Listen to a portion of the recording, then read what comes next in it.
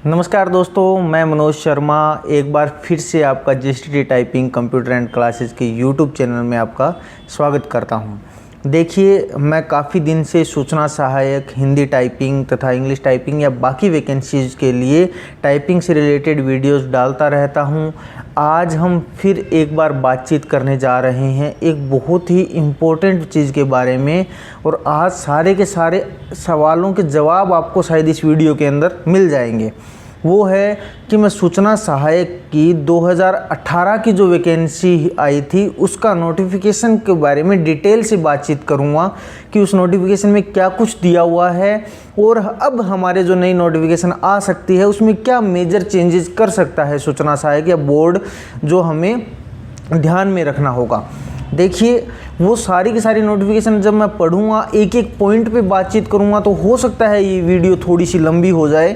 ये जैसे नॉर्मली हम 10-12 मिनट की वीडियो बनाने की कोशिश करते हैं, ये 15 से 18 मिनट की बन सकती है, लेकिन आपको एक एक पॉइंट समझाऊंगा अलग अलग तरीके से। आपकी स्क्रीन पे जो जो मैं लाइन बोल रहा हूँ वो आपके आती जाएंगी, जिससे आप वो नोटिफिकेशन पढ़ते जाइए। उसके अलावा वो पूरी की पूरी PDF मैं टेलीग्राम चैनल पर डाल दूँगा, जिसका लिंक मैं अभी आपको डिस्क्रिप्शन में दे दूँगा।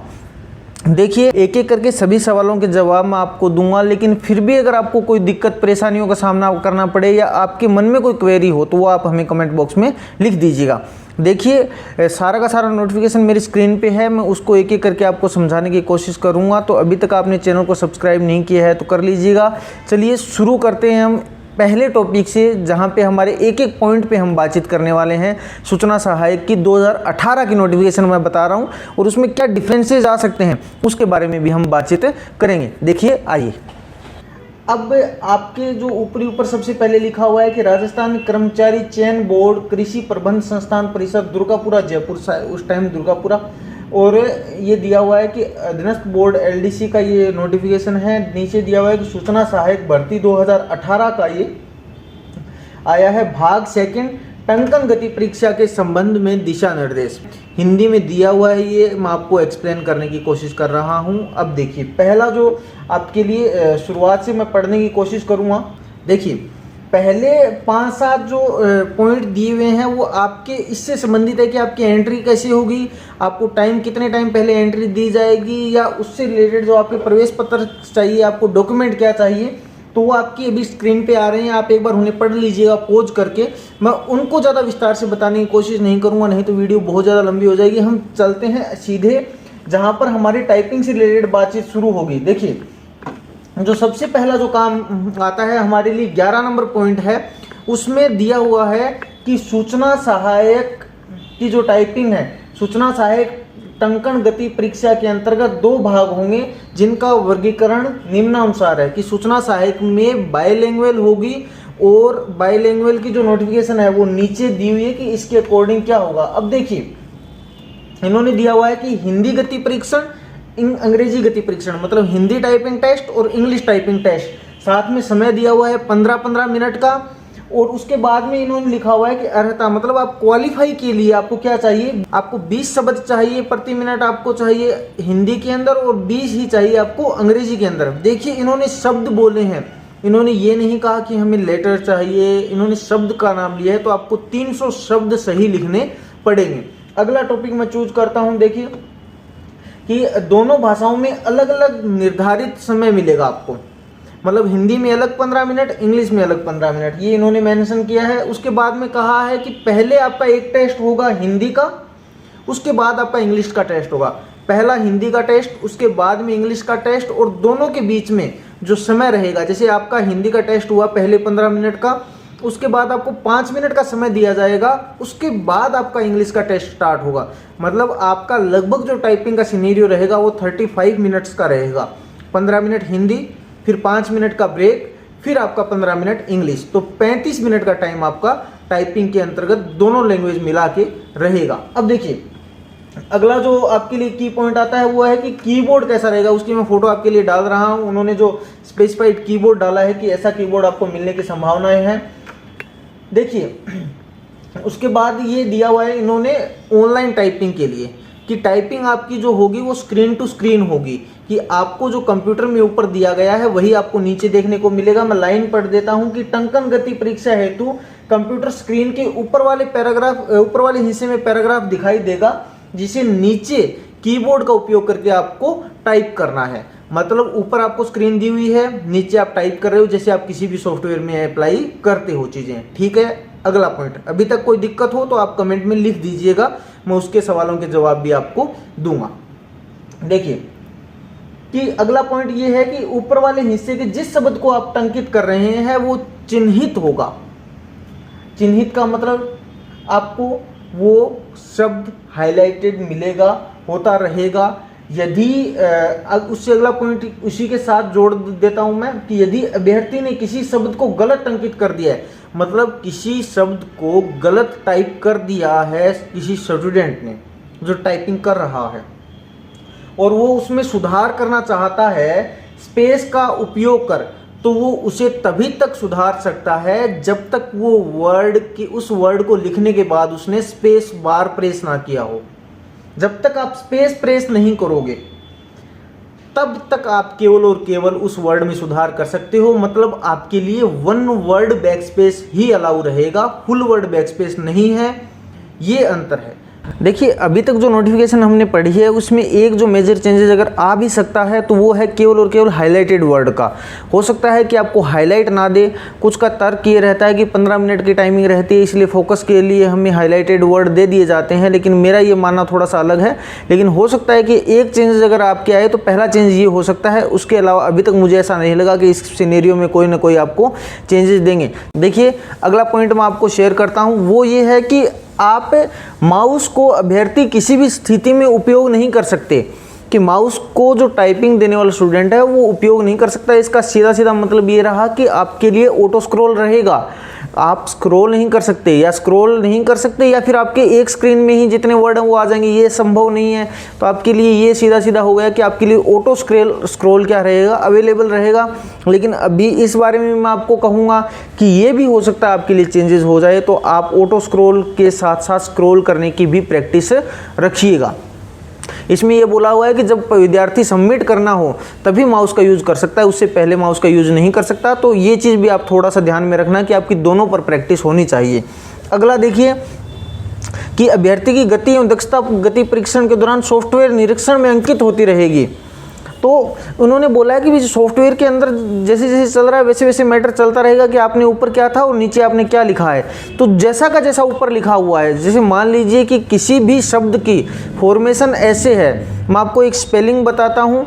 जैसे कोई भी डॉक्यूमेंट शब्द है तो मैंने वो डॉक्यूमेंट शब्द लिखा हुआ है ऊपर वाले मैटर के अंदर कि DOCUEMENT।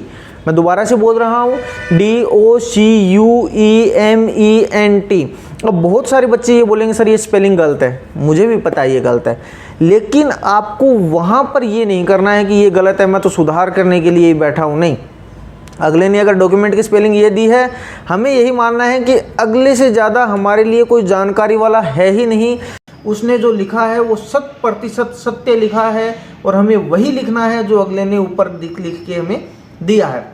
ठीक है, अब देखिए अगला जो मैं देखता हूँ कि उन्होंने बोला है कि बाएं साइड लेफ्ट साइड में आपके टाइम चलता रहेगा, वहाँ से आप टाइम में चेक कर सकते हो। और अगला नोटिफिकेशन उससे अगला टॉपिक ये है, पॉइंट ये है कि अगर विद्यार्थी ने 15 मिनट का जो रहता है फिक्स वर्ड आएंगे तो उससे पहले अगर कंप्लीट कर लिया हो, जैसे 10 मिनट में 12 मिनट में, तो वो क्या करे, बैठ जाए, सबमिट कर सकता है। सबमिट नहीं करे तो चलने दे, मेरा ये मानना है कि चलने दे, अपने आप सबमिट हो जाए, ज़्यादा बेटर रहेगा। और अपनी जगह से हिले ना, मतलब वो कुछ कर नहीं सकता, रिपीटेशन नहीं करना है, सीधा कहने का मतलब ये रहेगा आपके लिए। ठीक है, अब जब ये बोला है कि अगर जैसे कंप्लीट कर लेगा तो होम पेज पे ये दिखाई देगा कि आपकी टाइपिंग कंप्लीट हो गई है। उससे आगे ये वाला है कि भी अंतराल कितना दिया जाएगा, 5 मिनट का है। मैंने पहले ही बोल दिया कि दोनों टाइपिंग के बीच में आपको 5 मिनट का समय मिलेगा। ठीक है, ये है कि जो आप टाइपिंग टेस्ट देते हो वो सॉफ्टवेयर के द्वारा ही उसकी गणना रहेगी आपकी, मैन्युअली चेक नहीं होगा। ये तो संभव निर्धारित बात थी पहले से ही। एक एग्जाम्पल दिया हुआ है, वो एग्जाम्पल मैं आपको समझाने की कोशिश करता हूँ। उन्होंने उदाहरण दिया हुआ है, जैसे आप स्क्रीन पे देख रहे हो अपने कि राम फल खा रहा था। इसमें शब्द अगर फल आपने चिन्हित कर दिया, एक बार लिख दिया और स्पेस बार प्रेस कर दिया, तो आपको दोबारा फल नहीं लिखना, आपको खा ही लिखना है। मैं एक बार वर्ड में आपको थोड़ा सा समझाने की कोशिश करता हूँ इसी एग्जाम्पल को। एक बार आप देखिए, स्क्रीन पर आइए एक बार। देखिए मैं वर्ड पे वही सेंटेंस लिख रहा हूँ जो आपके पहले आया था कि राम फल खा रहा है। एक बार आप देखिएगा, ठीक है। अब जैसे आपको नीचे टाइप करना है ये वाला सेम सेंटेंस, तो आप उसके लिए क्या करोगे, जैसे आपने राम लिख लिया, ठीक है। अब आप फल लिख रहे हो, अब मान लीजिए आपका फल गलत हो गया, तब आपको स्पेस बार प्रेस करने के बाद आपको खा ही लिखना है। ऐसा नहीं करना कि आपको फल दोबारा से लिख दीजिए। जैसे अगर आपने, मैं एंटर प्रेस कर रहा हूँ एक बार, सॉरी देखिए मैं दोबारा इस चीज़ को बैक स्पेस लेके दोबारा आपको समझाने की कोशिश कर रहा हूँ कि जैसे हमने ये गलत किया, तब आपको दोबारा, अगर आप ये काम करते हो कि आपने दोबारा अपने फल लिखा, तो वो आपका एरर माना जाएगा। इन्होंने ये कहा है कि आपको अगर ये गलत हो गया तो उसके बाद आप क्या करोगे, यही टाइप करोगे खा। ठीक है, समझ गए आप। ठीक है, अगला टॉपिक अगला पॉइंट देखते हैं हम। अगले पॉइंट में क्या लिखा हुआ है, लिखा हुआ है वो ये है कि अगर आपने दो शब्दों का स्थान चेंज कर दिया, आगे पीछे कर दिए, तो भी वो एरर मानी जाएगी। अब देखिए उसके अलावा आगे जो लिखे हुए हैं, जो अगला पॉइंट है वो थोड़ा सा खास बन जाता है कि उन्होंने इसमें बताया है कि आपके पैटर्न कौन सा लागू होगा। इन्होंने कहा है कि वर्ड वो माना जाएगा जैसे किसी मात्राओं का समूह है, किसी अक्षरों का समूह है जो बनता है और उसके आगे और पीछे स्पेस है, जैसे उसके आगे और पीछे स्पेस है, उसको एक वर्ड काउंट माना जाएगा। उसका भी मैं आपको एग्जांपल स्क्रीन पे दिखाता हूं, आइए देखिए। अब है क्या कि राम शब्द है, अब इसके आगे स्पेस है, इसके पीछे भी स्पेस है, मतलब ये किसी से जुड़ा हुआ नहीं है।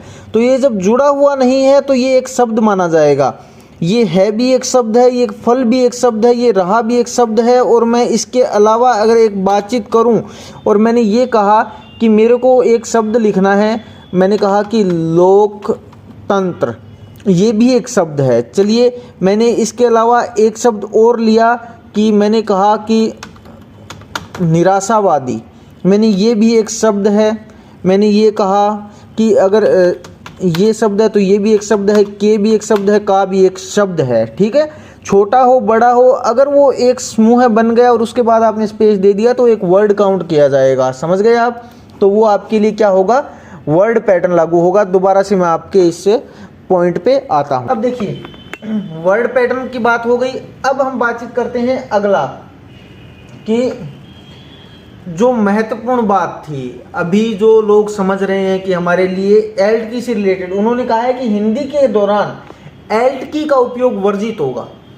आप देखिए अपनी स्क्रीन पे लिखा हुआ है कि एल्ट की का वर्जित होगा। मैंने पहले भी एक वीडियो बनाई थी एल्ट कीज वाली, आई बटन में आपको मिल जाएगी। उसमें मैंने आपको कहा था कि आपके एल्ट कीज 2-4 याद रहनी चाहिए। मैं अभी भी वो बात बोल रहा हूँ कि आपके एल्ट कीज 2-4 याद रहनी चाहिए, लेकिन इन्होंने ये बोला कि वर्जित रहेगी। हाँ, वो अलग बात है कि हमें काम में नहीं आ रही, लेकिन आप हिंदी टाइपिंग परिपूर्ण रूप से सीखें। देखिए इन्होंने एक बात और बोली है कि यदि आप जो वर्ड आ की मात्रा के साथ मिलकर बनते हैं, जैसे मैं एग्जांपल देता हूं, आप स्क्रीन पे आइए एक बार फिर से। जैसे हमारे कुछ शब्द आ की मात्रा से मिलकर परिपूर्ण होते हैं, जैसे ये ध है, ये इससे पूरा होता है, ये श है, ये भी इससे पूरा होता है। ठीक है, ये षटकोण वाला श है, ये भी इससे पूरा होता है। अब ये तो आप सही लिख रहे हो, लेकिन कभी कभी हम क्या कर देते हैं, कुछ की आदत क्या होती है कि जैसे तय है, आ की मात्रा लगा दे, आदत नहीं गलतियां कर देते हैं कि शिफ्ट से गलती से ये आधा तय प्रेस कर दिया, फिर पूरा लिख दिया कि ये सही तो है। नहीं, ये गलत है, क्योंकि यहाँ आपने डबल की 2 की प्रेस कर दी, जबकि ये 1 की से बन जाता है, तो वो एक एक्स्ट्रा की हो गई, उसके कारण ये आपकी एरर मानी जाएगी। ठीक है, अगले पॉइंट पे बातचीत करते हैं हम कि अगला पॉइंट क्या दिया हुआ है। अगले पॉइंट में ये दिया हुआ है कि इंग्लिश के बारे में बातचीत की हुई है कि इंग्लिश में अगर आपने कैपिटल और स्मॉल लेटर में एक्सचेंज कर दिया, गलत लिख दिया, तो वो आपके लिए पूरी की पूरी क्या हो जाएगी, एरर हो जाएगी। अगर आपकी अलग से कुछ टाइप करते हो वो तो गलती है ही आपकी, लेकिन वो कैपिटल वाली भी गलती आपकी गलती मानी जाएगी। देखिए ये आपको ऐसे दिया हुआ है कि ये लेआउट रहेगा आपका टाइपिंग टेस्ट के लिए। रोल नंबर और डेट ऑफ बर्थ लिखनी है आपको उसमें, और उसके बाद में आपको स्टार्ट एग्जाम वगैरह छोटी मोटी जो नोटिफिकेशन वो आप स्क्रीन पे देख सकते हैं, वो दिया जाएगा।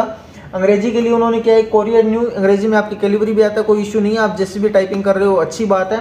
हिंदी के अंदर इन्होंने कहा है कि डेवलेस 010 फॉन्ट आपके लिए आएगा। किसी ने मेरे से पूछा भी था कि हिंदी के अंदर फॉन्ट कौन सा यूज होगा, तो डेवलेस 010 फॉन्ट आपके लिए रहेगा। कृतिदेव पे भी कर रहे हैं, उनमें कोई दिक्कत वाली बात नहीं है।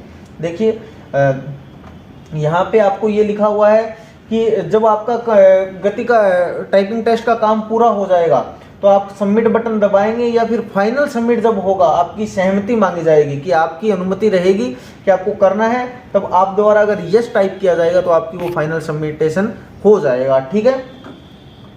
अगर वहाँ पर इन्होंने एक ये भी डाला है कि अगर कोई आपके तकनीकी दिक्कत आती है तो वहाँ जो आपका इन्विजिलेटर होता है आप उससे संपर्क कर सकते हैं। और मेरा ये मानना है, मैं उसके लिए इंस्ट्रक्शन देता भी हूँ बच्चों को जब एंड में टाइपिंग कराता हूँ कि आप अगर कीबोर्ड वगैरह या टेक्निकल इश्यूज आते हैं तो आप उसे कैसे रिजोल्व कर सकते हैं अपने इन्विजिलेटर के साथ मिलकर। देखिए ये नोटिफिकेशन था। अगर आप किसी ने पूरी वीडियोस देखी है तो मैंने समझाने की कोशिश की है कि 2018 वाले नोटिफिकेशन में क्या कुछ आया था। तो अगर आपने इस वीडियो को पूरा देखा है तो आपने समझा होगा कि मैंने किस किस टॉपिक पे बात की है। अगर जैसे ही इसका नया नोटिफिकेशन आता है हम उस पर भी बातचीत करेंगे।